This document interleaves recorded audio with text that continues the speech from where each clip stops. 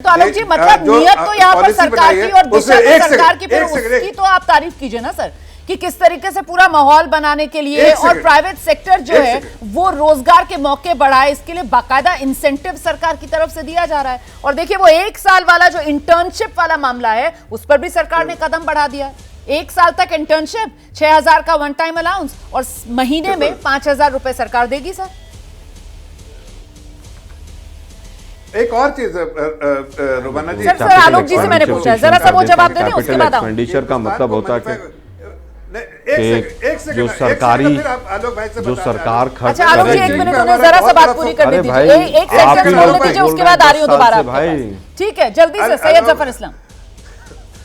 आलोक भाई देखिए, आलोक भाई हमारे मित्र हैं, थोड़ा सा 10 सेकंड दे देंगे मुझे। मैं सिर्फ इतना कहना चाहता हूं कि हमारा फोकस एमएसएमई में है। बहुत सारे जो इंसेंटिव्स हम इंसेंटिवाइज किए एमएसएमई सेक्टर को। हमारा फोकस जो है वो ग्लोबल जो कम्युनिटी है उसको एफडीआई करे, यहाँ पर उनके अपने फैक्ट्री सेटअप करे और वो सारी चीजें जो है सरकार पॉलिसी मेजर के थ्रू उसको इस तरह का एनवायरनमेंट बना रही है कि ग्लोबल कंपनीज यहाँ अपने शॉप बनाए, अपने इन्वेस्टमेंट करे और उसकी वजह से उसका सीधा फायदा जो है वो नौकरी जॉब क्रिएशन में होगा, रोजगार में होगा। हाँ ठीक है आइए आलोक जी आइए। देखिए मुझे लगता है शब्दों की बाजीगरी और मोदी जी के झूठ सुनते सुनते देश के कान पक गए। यही शब्दों की जिगरी और बाजीगरी के मैं ये कर दूंगा, बहुत हुई महंगाई की मार अब की बार उनकी सरकार, बहुत हुई बेरोजगारी की मार अब की बार उनकी सरकार। तो ये मार्केटिंग करते करते इनको जो है पूरा टाइम चला गया। हम तो पूछ रहे हैं भाई रेल के इतने हादसे हो रहे हैं, रेल बजट का भट्टा क्यों बैठा दिया आपने? हम तो सीधा सीधा पूछ रहे हैं, क्या रेल के डब्बे नए बनेंगे? कोई प्लान है आपका इस पूरे बजट में? रेल की पटरियों की सुरक्षा के लिए क्या कोई प्लान है आपके पास? कोई प्लान नहीं है। रेल में कोई नई रिक्रूटमेंट होगी, लगभग 30 लाख पद रेलवे में खाली पड़े हैं, क्या उसको भरने का कोई काम होगा? क्या सिग्नल सर एनडीए का बजट और नौकरियां खटाखट, रेलवे की 30 लाख नौकरियां हैं, तो वो प्राइवेट सेक्टर में कह रहे हैं ना हम माहौल बना रहे हैं। वही कह रहा हूँ कि 30 लाख नौकरियां मेरे, अरे मैम प्राइवेट सेक्टर के माहौल ने तो सुबह से ही देख लिया। प्राइवेट सेक्टर तो केवल ये चाहता है कि मोदी जी के जो मित्र हैं उनको टैक्स बेनिफिट दे दीजिए। आज जिस तरह से सेंसेक्स गिरा है, माहौल तो पूरे देश ही नहीं देख लिया। सेंसेक्स गिरा है तो प्राइवेट सेक्टर का माहौल भी पता चल गया। कैपिटल एक्सपेंडिचर पिछली बार से घट गया, जिसकी बात अभी हमारे बीजेपी के मित्र कर रहे थे कि कैपिटल एक्सपेंडिचर बढ़ गया। अरे भाई पिछली बार से घट गया है 0.55%। अब बात आती है कि आपको बड़ा काम करना था ना, बजट से देश को मैसेज देना था। 5 साल से बिना सेंसस कराए, बिना जनगणना कराए आप देश को आगे बढ़ा रहे हैं। आज यूपी की कितनी पॉपुलेशन है, आंध्रा की कितनी है, तमिलनाडु की कितनी है, गोवा की कितनी है, उसी के आधार पर अलोकेशंस होती हैं मैक्सिमम। आपने क्या सेंसस के लिए कोई भी इसके अंदर प्रावधान रखा है? आपने 10 साल में कर्जा प्रति व्यक्ति बढ़ता चला गया। लोगों ने अपने जेवर गिरवी रख के लोन लिया और वो लोन के उसमें फंस के चले गए। आपकी बातों से लोन नहीं उतर रहे हैं उनके। हम पूछ रहे हैं क्या ईएमआई सस्ती होगी या महंगी होगी? आज ही रुपया डॉलर की तुलना में न्यूनतम चला गया। जिस डॉलर और रुपए की तुलना करते हुए मोदी जी कहते थे कि उस देश की करेंसी गिरती है जिस देश की सरकार भ्रष्टाचारी होती है और देश के प्रधानमंत्री की साख पैरेलल गिरती है। तो मैं पूछना चाहता हूं आज वो बजट के बाद रुपए की जो कीमत है डॉलर की तुलना में वो घटी है या बढ़ी है? डोमेस्टिक सेविंग जो हम बचत करते हैं अपनी जेब में घर में रखते हैं वो लगभग 45 साल के लोएस्ट पर है। हम पूछना चाहते हैं, आपने 100 दिन का एक्शन प्लान बन गया, तैयार हो गया है, मोदी जी की गारंटी आ गई है। एबीपी न्यूज ने बड़ा चलाया था कि 100 दिन का तो पहले इलेक्शन में चुनाव में इन्होंने प्लान बना दिया था। वो 100 दिन का प्लान कहीं आज बजट में दिखाई दिया कि वो 100 दिन का कोई प्लान भी होता है? कोई शब्द भी है पूरे बजट के अंदर कि 100 दिन का क्या प्लान है? केवल वोट मांगने के लिए 100 दिन का प्लान बनता है और पूरा मीडिया उसको चलाता है और बजट में सब भूल जाते हैं उसको। हम नहीं भूलने देंगे इस बार। हम केवल ये पूछ रहे हैं 100 दिन का प्लान जो था आपका एक्शन प्लान वो इस बजट में कहीं पर दिख रहा है कि नहीं दिख रहा है? तीसरी चीज हम पूछना चाहते हैं, हम तो मनरेगा लाए, मिड डे मील स्कीम लाए, राइट टू एजुकेशन लाए, राइट टू इंफॉर्मेशन लाए, फूड सिक्योरिटी बिल लाए। इस पूरे बजट में कहीं पर कोई एक स्कीम ऐसी है कि ये रोजगार का सृजन इस ढंग से करेगी? हम तो मनरेगा लेकर आए थे, क्या मनरेगा जैसी कोई स्कीम इसके अंदर है? क्या बच्चों का ड्रॉप आउट रेशियो कैसे बढ़ेगा, कैसे उसको कंट्रोल किया जाएगा वो कहीं पर है? क्या इसमें कहीं पर है कि कैंपस इंटरव्यूज में किस तरह से सिलेक्शन होंगे? इसमें कहीं पर भी है कि आज जो सुसाइड रेट बच्चों का बढ़ रहा है उसको कैसे रोका जाएगा?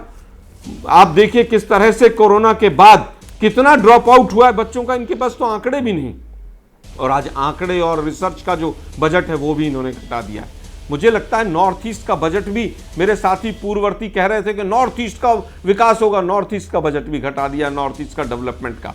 आज केवल और केवल ये सरकार जो है किस तरह से अपने सिंहासन को बचाया जाए उसके लिए काम कर रही है। अगर उत्तर प्रदेश की पॉपुलेशन बढ़ी है तो क्या उनको रिसोर्सेज ज्यादा नहीं मिलने चाहिए? क्या अगर वहां से एमपी के सीट नहीं आए तो आप, ठीक है आपने जय श्री राम की जगह जय जगन्नाथ पे आप 4 घंटे के अंदर चले गए थे, लेकिन बजट में तो उत्तर प्रदेश के साथ कम से कम न्याय कर देते। क्या आज हिमाचल और उत्तराखंड ने कहीं आपको तमाम सीटें जीत कर दी हैं? आपने पहाड़ के क्षेत्रों के लिए, पहाड़ से पलायन रुकेगा, मोदी जी बड़े बड़े भाषण देते थे, जवानी और पलवानी पहाड़ का पहाड़ में काम आना चाहिए। मैं पूछना चाहता हूं उत्तराखंड के लिए और हिमाचल के लिए पहाड़ से पलायन रुके, उसके लिए कहां कहीं पर प्रोविजन है? और अंतिम बात कहना चाहता हूं, क्या जम्मू कश्मीर में चुनाव होंगे उसका कहीं पर कोई प्रोविजन, कोई जिक्र है? कहीं पर कुछ नहीं है। केवल और केवल यह है कि किस तरह से देश को शब्दों के जादूगर से और तमाम अपने लोगों से बैठाकर और ये कहा जाए कि बजट बहुत बढ़िया, सब चंगासी सब चंगासी। वो 10 साल से देख रहे हैं कि क्या क्या चंगासी। आज चंगासी ये है कि रोज आए दिन ट्रेन के एक्सीडेंट हो रहे हैं, रोज पुल गिर रहे हैं और सरकार हाथ पर हाथ रख के बैठी। ठीक है सर, आपने इतने सवाल यहाँ पर पूछ लिए हैं, 30 सेकंड का समय दे रही हूँ। जफर भाई, अगर स्पेसिफिक किसी सवाल का आप जवाब दे पाए, उसके बाद बाकी पैनलिस्ट का रुख करना है मुझे। उन्होंने स्पेसिफिक सवाल पूछे हैं सर, अगर किसी का जवाब देना चाहें। देखिए, ये जो सारी बातें उन्होंने कही है, ये जो बातें हैं, इस तरह से स्टेटमेंट देना काम रह गया कांग्रेस का। किस तरह की बातें नहीं हुई। आज आप देखिए जो हमारे बजट हमने पेश किया है, उस बजट में हर वर्गों का हमने ख्याल किया है। ग्रोथ ओरिएंटेड बजट, आप बताते हैं ग्रोथ ओरिएंटेड बजट है। हमने फिस्कल डेफिसिट को कंट्रोल किया, जो मैक्रो पैरामीटर्स पे जिसपे आपने चरमराती इकोनॉमी बनाया था उसको हमने ठीक करके आज दुनिया में हर बात इस बात का लोहा मानते हैं कि हिंदुस्तान की इकोनॉमी बहुत बेहतर है और तेजी से आगे बढ़ती जा रही है। साथ साथ आप देखिए फिस्कल प्रूडेंस का रोड मैप भी दे दिया है। और साथ साथ इसके अलावा हम जब कह रहे हैं कि हमने बार बार कहा, ऐतिहासिक जो बात आदरणीय प्रधानमंत्री जी ने कहा था, वो आज इसके हर शब्द इसमें दिखते हैं कि हमने जॉब क्रिएशन के इसमें एमएसएमई में रुपया क्यों गिर गया डॉलर की तुलना में, इसका उत्तर दीजिए। अरे रुपया दुनिया में बाकी करेंसी नहीं, बजट आया आज ही रुपया क्यों गिर गया? डॉलर बता दीजिए मुझे। सबसे ज्यादा स्टेबल, इतना भविष्य उन्मुख बजट है, सबसे ज्यादा स्टेबल करेंसी है भारत का रुपया है। अगर बाकी लोग बाकी करेंसी तो देखिए किस तरह से डिप्रिशिएट कर रही है अगेंस्ट डॉलर। अगर डॉलर ही डिप्रिशिएट कर रही है, बाकी करेंसी भी कर रही है, देश का बजट आया, लेकिन आज ही मेरा रुपया क्यों गिर गया, इसका जवाब कौन देगा? क्या आज मेरा बजट आया और आज ही मेरा रुपया गिर गया, इसको बजट को अच्छा कैसे माने? आप भी समझते हैं कि मार्केट डायनामिक है। अगर इन्वेस्टमेंट, अगर निवेश, फॉरेन इन्वेस्टर्स, मुझे बता रहा हूं ना, अगर थोड़ा बहुत जो वोलेटिलिटी होती है, मुझे केवल बताइए मेरे देश की करेंसी आज बजट आया, आज रुपए की कीमत क्यों गिर गई? मैं आगे बढ़ रही हूँ, बाकी मैं मानो का भी यहाँ पर जरा जल्दी से रुक करते हैं। बताइए ना, इसका उत्तर दीजिए। सुन लीजिए कर रहे हैं आप। बताइए आज बजट आया, आज ही मेरे देश की करेंसी क्यों गिर गई? आप चुप तो रहिए, मैं बता देता हूं क्यों चली गई। ठीक है आलोक भाई, सुनिए जवाब दे रहे हैं। जफर भाई जवाब दे रहे हैं। आलोक भाई सुनिए, आपने 3-4 बार सवाल दोहरा दिया सर, सुन लिया दर्शकों ने, जवाब ले लीजिए।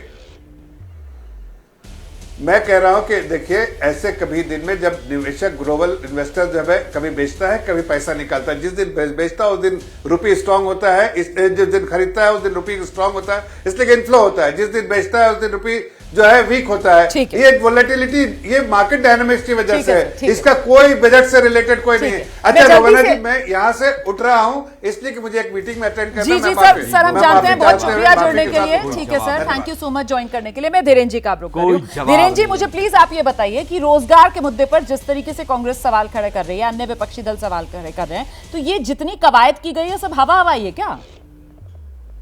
आप बोलना चाह रहे थे ना रोजगार पर, इसीलिए सवाल लेकर आई हूँ आपके लिए। हाँ रोमाना जी, देखिए, एक तो सवाल ये कर रहे हैं कि सरकारी नौकरी होनी चाहिए। क्या आप अगर नौकरी कर रही हैं तो ये नौकरी नहीं है क्या? अगर रोजगार के अवसर हमने प्राइवेट कंपनियों में कहा है कि उन्हें स्किल करके एक साल 1 करोड़ युवाओं को नौकरी मिलेगी, अगर 5,000 रुपया उनको प्रोत्साहन राशि के रूप में भी सरकार देने के लिए, ये देश में 70-75 साल में पहली बार ऐसी सरकार है जो ये युवाओं बुनियादी के बात बारे होनी में सोच रही चाहिए। है। सुनील जी, बुनियादी बात तो यही होनी चाहिए ना, नौकरी मिले। नहीं, वही नौकरी लेंगे हम जहां पर रोजगार मिल रहा है, वहां पर अगर युवा का भविष्य संवर रहा है तो दिक्कत क्या है सुनील जी?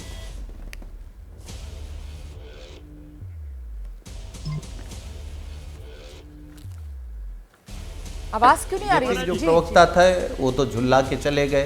खैर, अब उनकी तरफ से कोई भी बता दे, हम केवल ये जानना चाहते हैं कि आप सरकारी नौकरी में आरक्षण देते हैं, क्या प्राइवेट नौकरी में मोदी जी की सरकार आरक्षण देगी?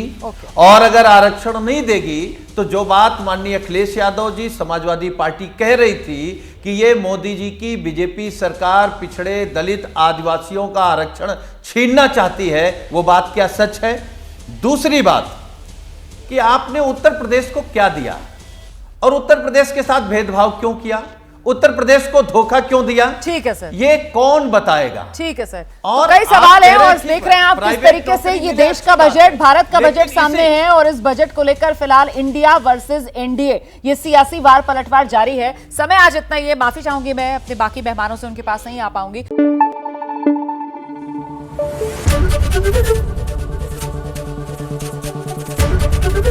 एबीपी न्यूज आपको रखे आगे।